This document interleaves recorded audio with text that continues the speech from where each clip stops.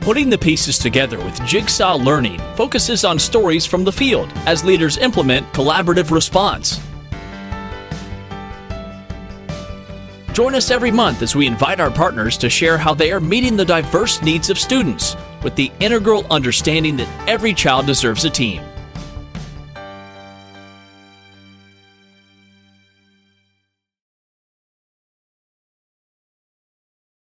So welcome back to another episode of Putting the Pieces Together with Jigsaw Learning.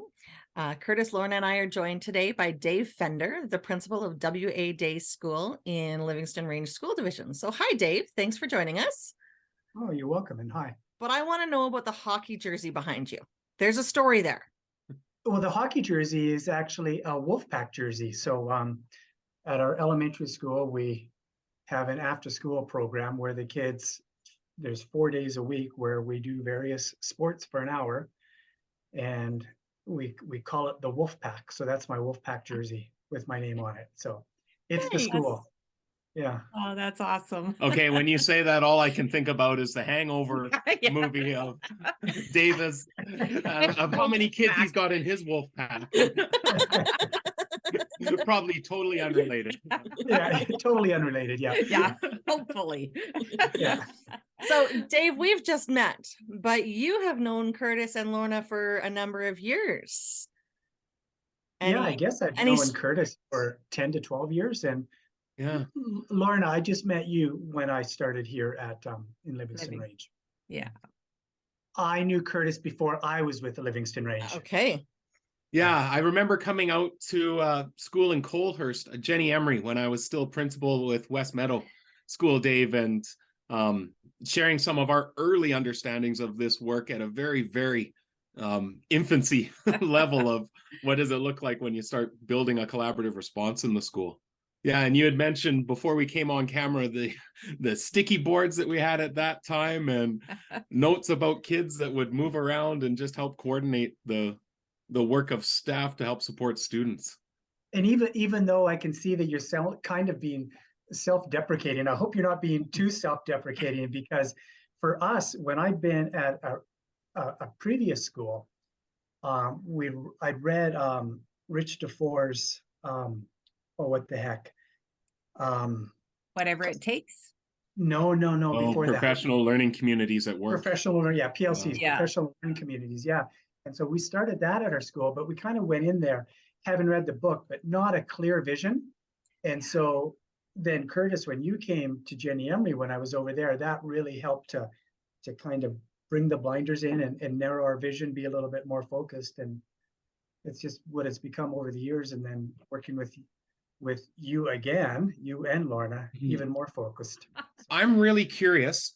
And we've started to try and ask this question for any of our guests that are coming on. And we do want to come and talk about what are some of the shifts that you've seen in regards to this collaborative response work over time and through your work. But if you had to describe collaborative response to a colleague who's unfamiliar with it, what would you say? How would you describe the work to another leadership colleague who's unfamiliar with any of this literature? I don't know if I can answer that concisely, Kurtis. And so please stop me if you feel like I'm rambling on too much. But I think for the most part, teachers are islands unto themselves. And I don't know this because I've not asked every teacher I've worked with, but I would suspect the number is pretty close to 100% of the teachers when they're going through an education program at the university. They have this vision of what the future is going to look like. And it involves continuous professional development that is self-directed. But I think what ends up happening, I shouldn't say what I think, what does end up happening is the job consumes you. And most people, that professional development is no longer self-directed. It's initiated from within the school or the district. And I don't mean that as a slight towards teachers. I mean that's how teachers survive. Mm-hmm. And what collaboration does is it allows you, in a way, to have that professional development on an ongoing, regular basis where you're able to share with your colleagues your expertise. And if I can give you one example, when we first started, and this is years ago, this is actually after the PLC and RICTA 4, when we were quite literally stumbling our way through things. And I remember one teacher saying about another teacher in the school, "You and I have worked together for 10 years. I had no idea how much you knew." You know, and that sort of stuck with me ever since. Yeah. Well, it's interesting when you say that, because we talk about this collaborative response, and yeah, it's about supporting students and ensuring that none are slipping through the cracks, but really we're doing it in a way that's about unearthing everyone's toolbox and, you know, trying to do exactly as you say, understand that this person I've been teaching across the hall from has some strategies and ideas that could impact my practice. And without that being formalized, at least to start, it's sometimes those skill sets remain unknown to one another. Mm-hmm. For sure. I like the way that you've described that, Dave, too, because it becomes through collaborative response and through setting up those structures and processes, then teachers have a natural way of engaging in that professional learning and from each other, as opposed to having one more thing that they have to do because they're so consumed by the work that they do in their classroom, but rather it becomes part of the work that they're doing. And even better, the people that they rely on are the people that are in their building. Without a collaborative response model or some way where you're getting together and in a safe way, and that doesn't happen just with the snap of the fingers, it takes time for that safety and that trust with one another to develop, because nobody wants to reveal their shortcomings as a teacher. But we all have them. Every single one of us has them, right? For sure. And I know one time I videotaped myself teaching a lesson and then showed that to the staff. And I had them offer suggestions, critique, you know, what I was doing well, suggestions for improvement. And the whole goal of that was just to make people go, "Oh, wow, Fender really does make mistakes when he's teaching," because we all do, right? None of us has ever taught for a perfect sure. lesson. But the whole idea, of course, with that was to build that trust, to know that your lesson is never going to be perfect. Yeah, and that we all need each other, you know, to be the best that we can be, because a classroom is never the same from year to year, from day to day. The variables are innumerable, right? And so we're just making 1,000 decisions a day, trying to do the best we can for the kids. And if we can work together with colleagues just to try and increase the likelihood that we're going to be just a little bit better for the sake of our kids, why wouldn't we do that? Well, and you really expose that idea that Patrick Lencioni shares around vulnerability-based trust, right? That the leader goes first, shows that it's okay to say, "I don't know," or "I haven't done this perfectly," or I need some further support in this. And we've really tried to emphasize that idea of everyone coming into our collaborative conversations as an expert and a learner. Everyone has something to contribute, but I can take away something every time because I don't have this mastered yet, nor am I ever going to have this mastered. Listening to you talk, Kurtis, I think that as Jigsaw Learning, we reflect that vulnerability too, in terms of what we knew about collaborative response 10, 12, 15 years ago. That's shifted. And that's as a result of saying, we want to learn from people that are implementing this, and we want to be in schools, and we want to work with partners. So this is where I turn to you, Dave. You've been a part of collaborative response. You worked with Kurtis and Lorna before. You were working with them again. What would you say are some of the shifts that you've seen as a result of the learning that we've been able to do? Definitely more focused, more, and this sounds cliche, but I don't mean it as a cliche, just more results oriented. So in the past, it might have been more about complaining or talking about things that we had no control over. Whereas through the collaborative response model, it's just brought home the need to be more focused, to come planned, to come prepared, to share what you've tried and say, "Help, I don't know what to do next," you know. And then typically we end up in a situation, because we bring up the issue And then you discover that your colleagues, some or all of them, are facing the same issues and are looking for suggestions or have suggestions, right? Mhm. So just coming, so it's more focused, issues oriented, and coming with the idea that we're going to lay it on the table, the strategies that we've tried, and then be prepared to listen to each other. And we're more effective, that whole continuum of supports, to just documenting the suggestions and the strategies that we're making, so that we don't, because I know how my brain works, and I could go to a really effective meeting and come away with great ideas, but if I haven't touched on those ideas, or needed to touch on those ideas or strategies over a period of time, I may likely have forgotten about them.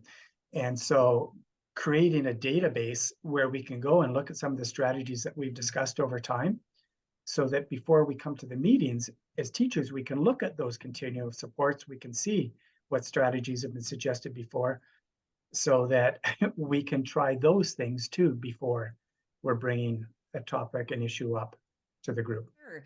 And really thinking about how that continuum of supports contributes to and is populated by your collaborative team meetings too. But it's constantly evolving and growing, and we're finding things that we should be adding to our continuum, and in time being critical and seeing some Taking things, okay, things this isn't working as effectively as we think it could for our students. If you look at something just as simple, and Kurtis, you've been around long enough too to have seen like videos becoming like videotapes, like VHS becoming a big thing in classrooms. And I can remember these kids watch too many videos at home, that kind of thing. Well, man, if only, right? Now that the kids, the things that they're able to be exposed to. And frankly, a video doesn't excite the kids at all, because they can watch whatever movie whenever they want, whatever their parents, that part has changed so much. The kids, as I've said, the blueberries are looking different as they're walking through the doors, right? And we need to figure out how we're going to meet the needs and make the best ice cream possible, despite changing blueberries coming through the door.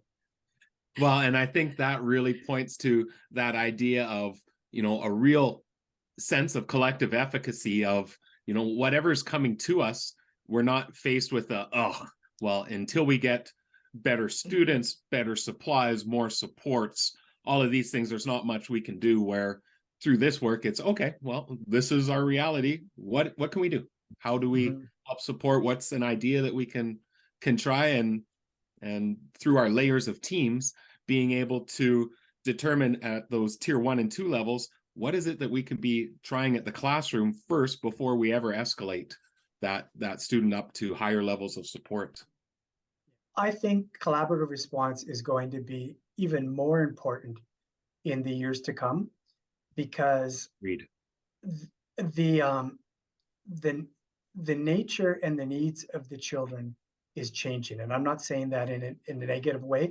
This is, that like, does society affect school, or does school affect society?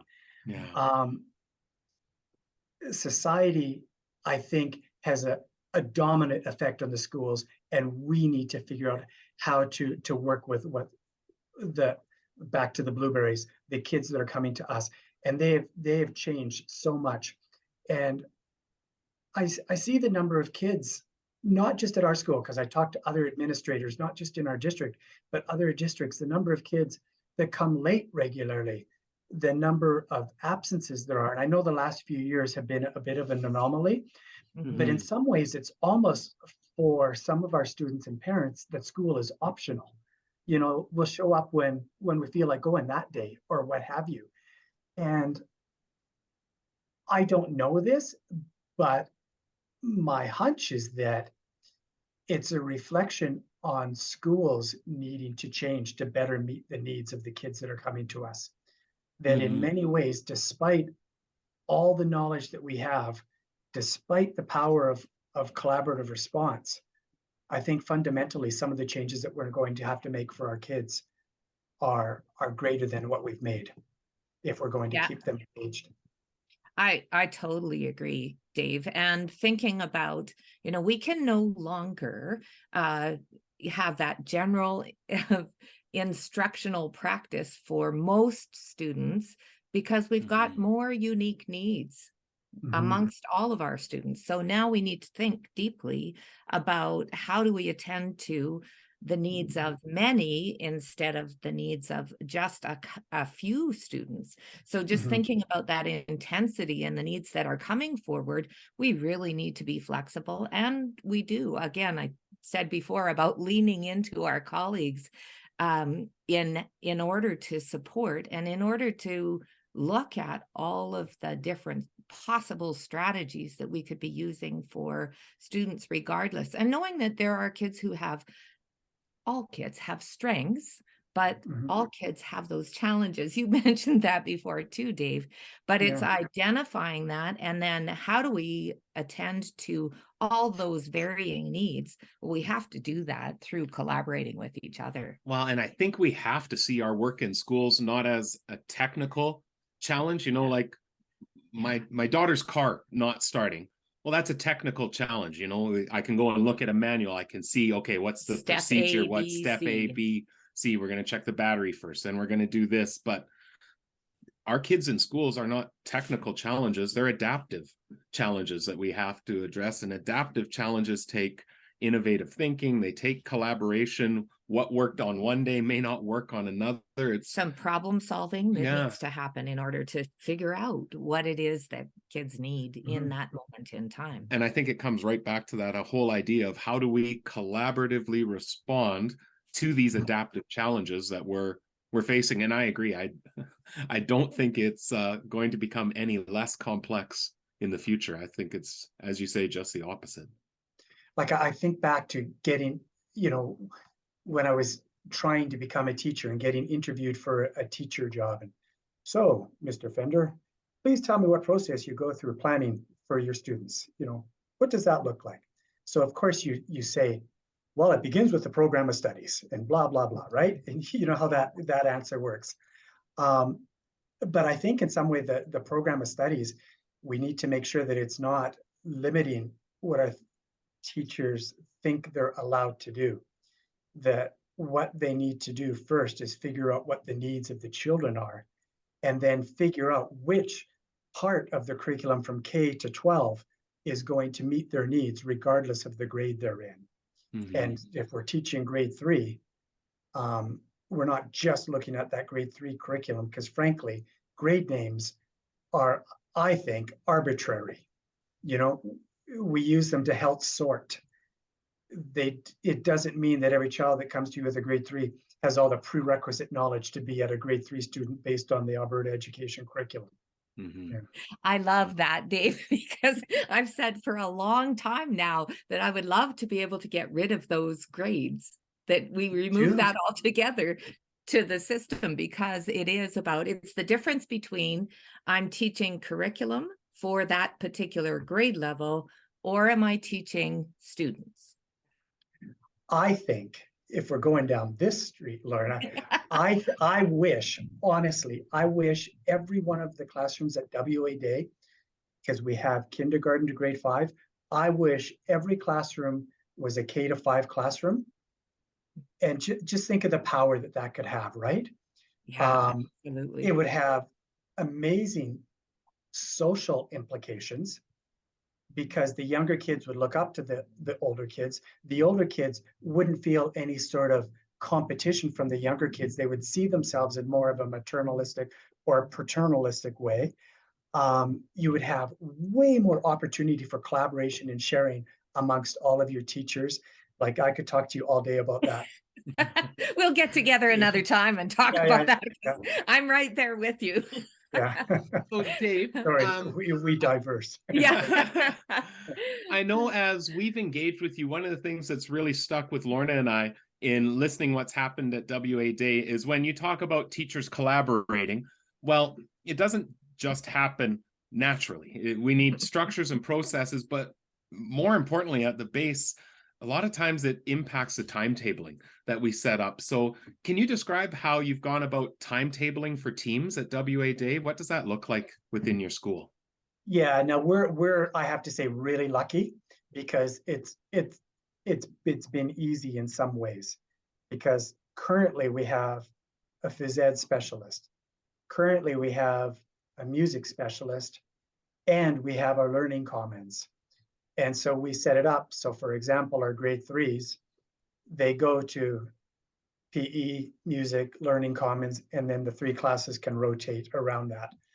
And so then that allows those teachers to be able to meet for an hour and a half approximately time. And is that happening on a weekly basis that the teams receive 90 minutes of that Yeah. time together? Yeah. And Yeah. so then, Dave, how do you set it up in regards to when they're meeting weekly? How do you infuse in a collaborative team meeting versus collaborative planning time? What does that look like for your teams? So we get together more formally every approximately 6 weeks as a group. So administration, learning support, assistance when we can, where we come together, like I say, more formally, just sharing, we review where we were 6 weeks ago, what progress we've made, and how can we help next as a team. Yeah, and using that collaborative team meeting structures. Yeah. So Dave, how did you come to bring your staff then into this school-wide approach to collaborative response? Well, I kind of have two answers because for this staff, I can't necessarily say it was because of me, because I inherited a culture where they were already getting together and doing exactly what I just described. But coincidentally, the last school that Kurtis talked about him doing some work with us at, it was similar, where we were able to line up phys ed, music, and learning commons one after the other. And at first, teachers wondered why you were getting together. Yeah. And I can't say that I answered as effectively back then as what I might be able to now about what that reason was. But it didn't take long, frankly, for teachers to really appreciate the idea of getting together for 90 minutes a week to collaborate, whether it was as focused as, if you could go back in time, right? As I would like to, nevertheless, it wasn't a negative. And it was so positive that the next school I went to, that I was only at for 2 years, it was a middle school. They did not have that same opportunity in the timetable, but they willingly met before school once a week on their own.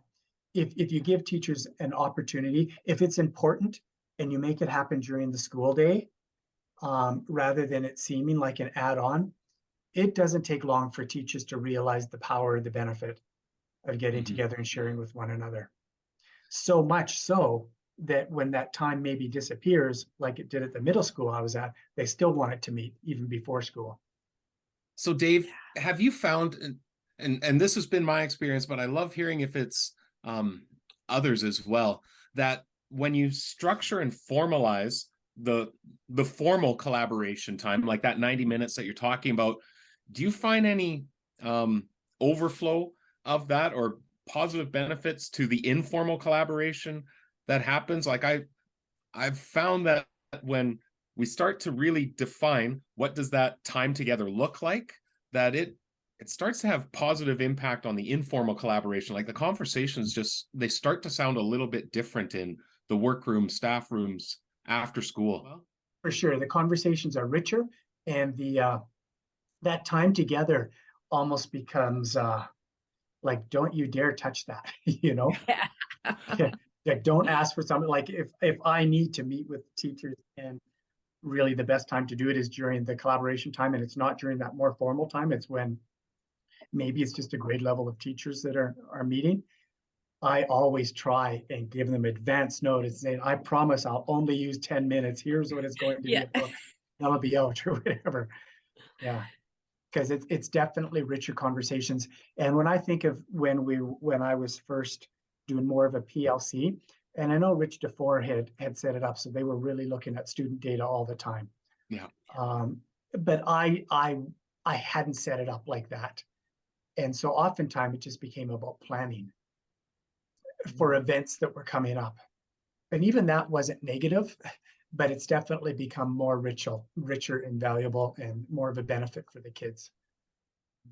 So when you speak of the kids, we know that Fort Macleod does have a very diverse population with students coming in from your reserve communities as well. Do you want to talk a little bit about how the collaborative response processes have impacted or been influenced by your Indigenous student population?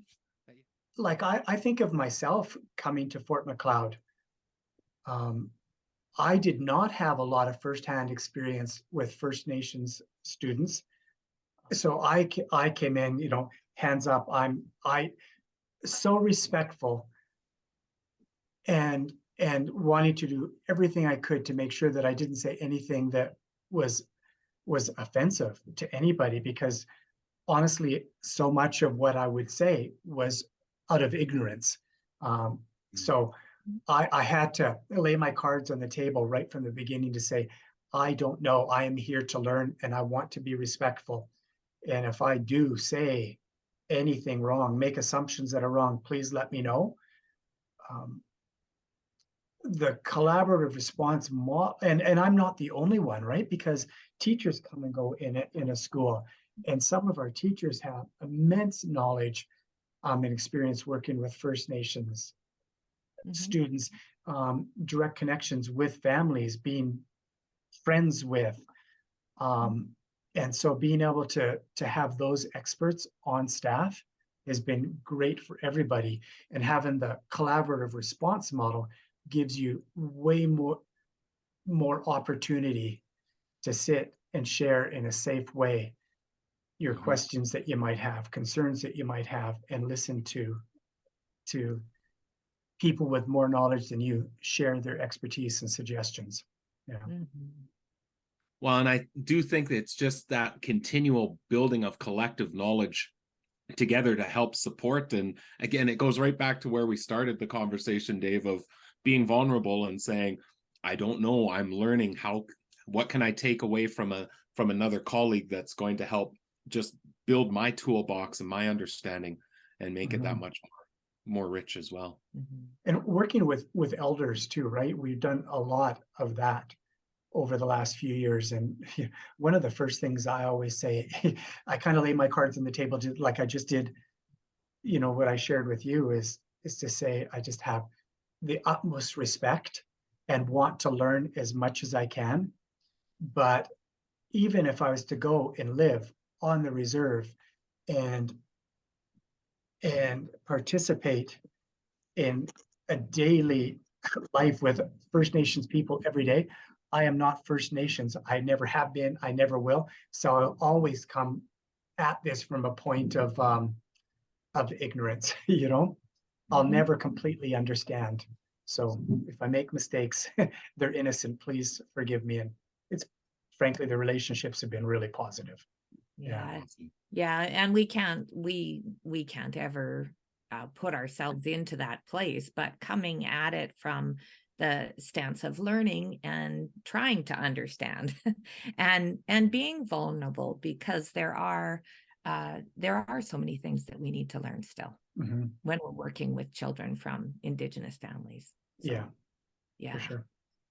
Dave, you have been working at this for a little while, and when we often talk about that idea of sustainability and maintaining momentum when you are, you get to a great place with your staff, and then you get new people coming into your building. Some come in. And for you in particular, Leanne Feller was your AP before last year, and now she's gone on to do some work at the district. Just thinking about, when you lose some of that leadership, or when you lose some of your key people in your staff who help to drive those processes forward, how do you maintain momentum? Luckily, it hasn't been that hard. Like, it's tough to lose somebody like Leanne, but you also know that that's just part of the ebb and flow within a school, that people come and go. And if the work is important, people will make sure it continues. And so when you lose somebody like Leanne, and you say to staff, say, you know what, folks, you know me, you know what my limits are, what my strengths are. It's going to take all of us working together to make sure we keep this going, and people step up to the plate. And in the way it worked out for us, we were able to bring one of our teachers into the acting AP role. And in some ways, it's made collaboration stronger, because he was able to work with the collaborative response model as a teacher with Leanne and I being APs. So he can now come into it with that perspective, right? Like, all of us were teachers at one time. But the longer you're in administration, you lose a little bit of, it gets more difficult to look at things from just the teacher's perspective and not just the administrator's perspective. So Corby coming in as our acting AP, it's been a really good thing, because he's been able to make little changes that, and he has that trust of his colleagues, right? Because he worked one-on-one with them.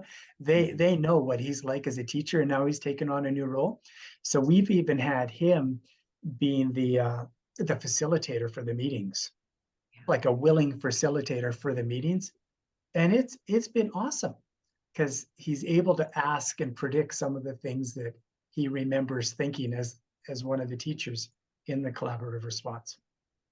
It's so great to have that, the growing leadership within your staff team too, but really speaks to the fact that we want the whole staff to have a really in-depth understanding of what you're trying to do through collaborative response, so that you do have that shared leadership across your building too. Well, and you have the structures and the processes then in place that don't fall apart when key people regardless of who's coming in and out.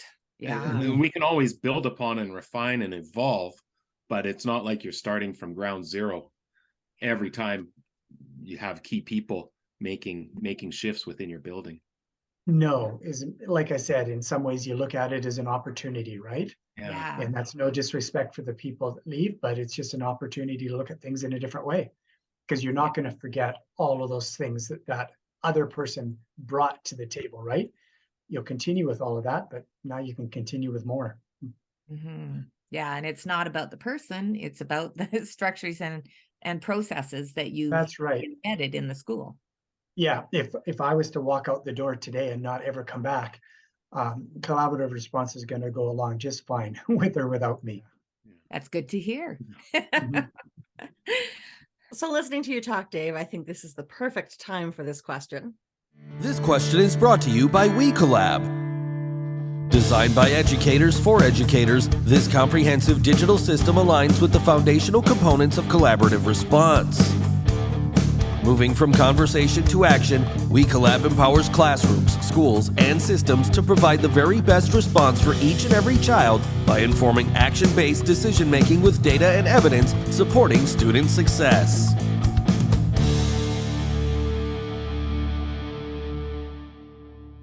In the spirit of, if I knew then what I know now, what advice would you give yourself with respect to collaborative response and its implementation? You could do the same thing 10 years from now, right? Yeah. And then 10 years later and 10 years later. Yeah. I guess a couple of short answers. One is being just more focused on the issues and the sharing the strategies and coming with ideas.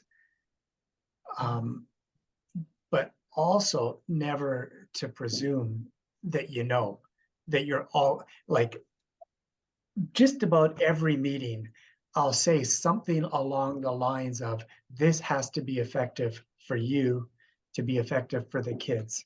If there's any ideas that you come up with on how we can make these meetings more effective, please let us know. And Yeah, that's not necessarily something asked at the beginning. Yeah, I realized that it needed to happen. Yeah, I don't know that I'm answering your question directly, because I think my answer will be the same in 5 years or 10 years, that we need to always be looking at how to make it better, how to make it better, how to make it better, and better meet the needs of the kids. So I can tell from your response though, Dave, that your staff is in good hands, because I you sure are hope so. that your authenticity and genuineness about wanting things to be better for them and for the kids, it shines through. So Well, thank good. you for taking the time to be here and share that with us. Oh, you're welcome. And I think it goes to that understanding that we've come to arrive at, that we didn't understand initially, is the idea of collaborative response being a mindset. It's just a way of how we operate within the school to collaboratively respond to those students that you say, you know, the complexities, the challenges, the strengths, the excitement, all of that comes to us. It's more than any one person can attend to effectively. We need to bring ourselves together to effectively collaborate and provide the best that we can for kids. Yeah, I agree. I don't know how much you've read about education in Finland. And like about 10 years ago is when I started to read more. And just looking at the amount of time that the teachers spent in the classroom and the amount of time that they spent together planning, right? And so, and you know, Finland has been touted for quite a while as having one of the best education systems in the world. And collaborative response, in a way, helps us become a little bit, to model ourselves a little bit more like the Finnish model of education, where teachers are having more time spent together to plan together how to meet the needs of the kids. Yeah, and to use that time really purposefully, like For you're sure. saying, Dave. For sure. Again, you've presented your vulnerability and said, I'm going to put them out there and let my staff help me get better, right? Like that's a huge step as a leader, and the integrity that you present that with to your staff, the buy-in that they will give you in return is incredible. Yeah, I don't know how you can't do it that way, right? Because if you pretend to be the know-it-all, and you are, well, what's everybody going to do? What's Fender going to tell us to do, right? Yeah. And if you don't know it all and you pretend you do, people figure that out pretty quickly too, right? So Yeah. you may as well come clean right off the bat. Well, and that gets right down to the essence of collaboration, right? It's when we are truly collaborating, where we don't have necessarily an expert who is telling us what we should be doing, because that's not collaborating. Do you, in your experience, because this definitely happens to us, there's times when we come out of our collaborative meetings where we've been talking about an issue, and honestly, we don't really have a good answer. You know, it's one that's going to require further exploration and maybe just something that you're going to work on all year. Like, what do you do when you come across those times? Yeah, so absolutely understanding that we're not here to find the perfect fixes as well, but that may also initiate a exploration around, is there some professional learning we need to do? This issue came up around this key concern and nobody really had really good ideas or thoughts. So wow, maybe we need to look at some further professional learning, and then that fuels our collaborative planning time of, do we need somebody external to come in and help provide support? Do we need to go and engage in a little bit further professional reading around this? Or even accessing district supports, that there might be your district psychologist that can come and speak to a specific area of concern or a specific area that you're seeking more understanding on. But for sure, really influences, like when you get to that stuck place, it should be the natural next step of, we need to do some more learning here. And so how do we do that? You know, and that's exactly what happens, right? I love it, because people do come with the research that they've done, Yeah. Not everybody, but many people. And same with the district, right? Calling on them and getting them to join us, whether it's online like this or in person. Yeah, for sure. Yeah, just really accessing all those resources that are available to you, but in a real intentional way of meeting the needs of students. Because sometimes schools plan PD, but it's kind of the next latest and greatest thing that is coming up. We're going to focus PD on those areas because that's kind of the next topic that's surfacing in education. But rather than that, we are actually focusing our PD on the needs that we have identified from students through our collaboration. Yeah. Which is pretty powerful. Yeah, because sometimes PD happens to you, right? Yeah, exactly. Whether you need it or not. Yeah. All right. Well, Dave, this has been just fantastic visiting with you, and we sure appreciate giving us your time and all of your experiences. And we're just so grateful to have been able to work with you. Well, thanks, Jennifer. It was nice to meet you, and Kurtis and Lorna, always good to speak with you. So back at you.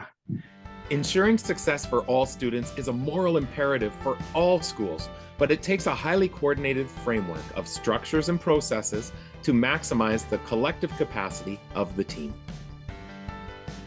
In collaborative response, 3 foundational components that transform how we respond to the needs of learners, we share an organizational mindset that involves fundamental shifts for schools and districts. Numerous school and district examples, as well as access to a large number of resources, are provided within the text and in the accompanying companion website. Join the growing number of schools using collaborative response to ensure high levels of success for students and staff, stemming from the essential belief that every child deserves a team.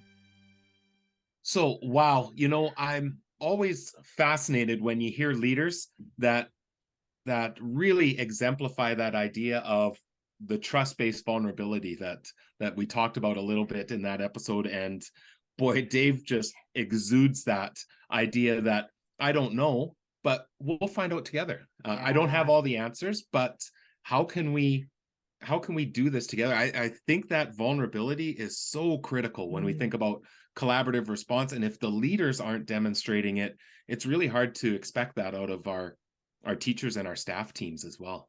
Well, and the other, just jumping off of that, is the flexibility that is required there too. And knowing that, this is not a straight path from A to B. That, when you begin collaborative response, you start here. And as we were saying, it isn't a sequence, but you try a few things and you might have to back up and make some adjustments. But Dave sure provides that opportunity to listen to his teachers and to respond with that flexibility of, okay, we need to adjust this up as we go forward. And knowing that it's going to be probably 2 steps forward and 1 step back and around the corner and down the stairs. It struck me as you were talking specifically about the supports for Indigenous students and what he was sharing about, putting it on the table and the relationships, and then coming back to collaborative response. Going back to my old district hat when I was there, that was when they first brought in the new TQS, SLQS, and so on. I couldn't help but I'm like, oh, there's that piece. Oh, there's that piece. Oh, there's that piece. And how much collaborative response can support building up those quality standards.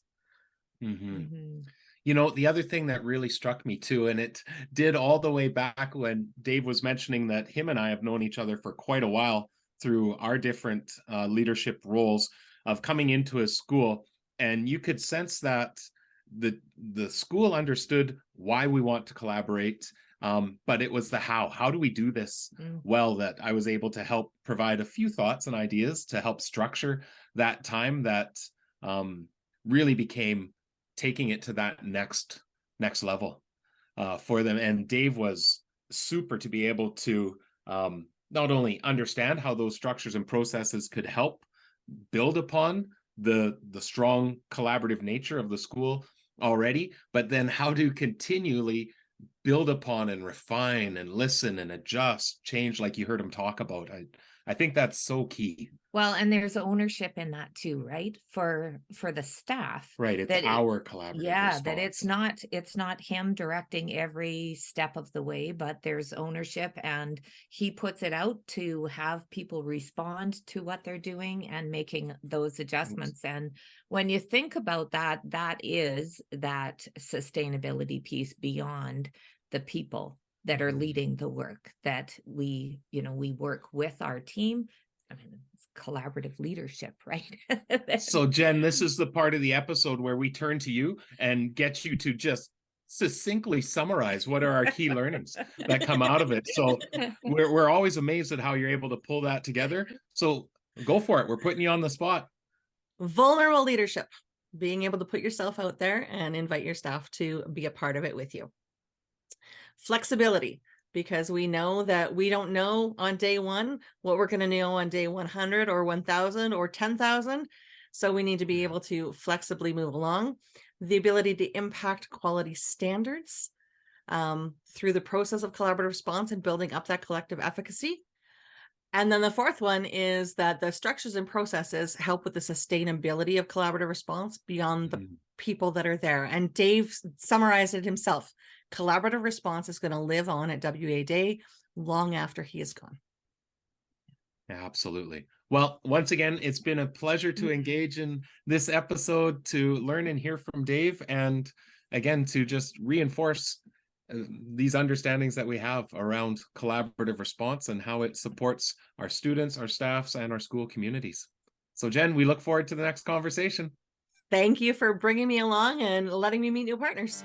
For more on collaborative response, visit jigsawlearning.ca or join the JL Insider to receive access to newly added resources and content. Make sure to follow us on social media, subscribe to the podcast and the Jigsaw Learning YouTube channel to access past and upcoming episodes.